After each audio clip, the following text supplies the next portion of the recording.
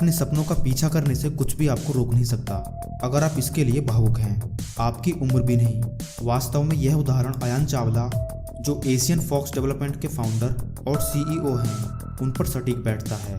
केवल 13 साल की उम्र में अयान चावला एक एंटरप्रेन्योर बन गए और उनकी यह यात्रा युवाओं के लिए पूरी तरह प्रेरणादायक रही।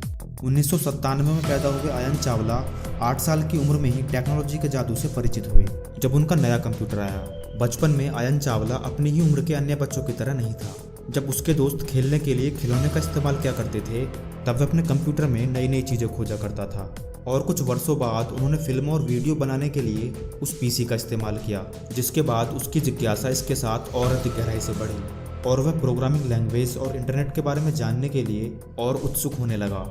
अपनी इस जिज्ञासा को दूर करने के लिए उसने किताबों और इंटरनेट की मदद से उन भाषाओं को सीखने का फैसला किया। कंप्यूटर और टेक्नोलॉजी के लिए उसका जुनून समय के साथ गहराई से बढ़ रहा था और उनका अपनी पढ़ाई पर ध्यान देना कठिन हो गया था।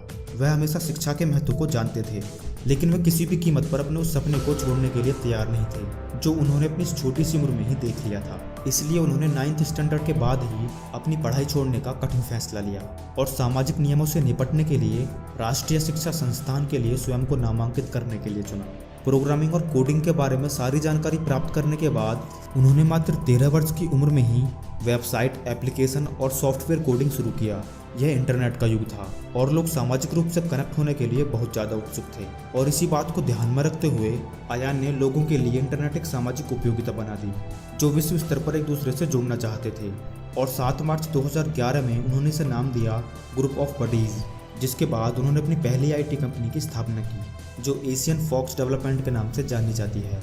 उनकी मां कुंजम डी चावला, जिन्हें वो अपना आदर्श मानते हैं, उन्होंने उसकी कंपनी में 10,000 रुपये की राशि का निवेश करके उसकी मदद की। तब से वे अपनी कंपनी को बिना किसी इन्वेस्टर के चला रहे थे।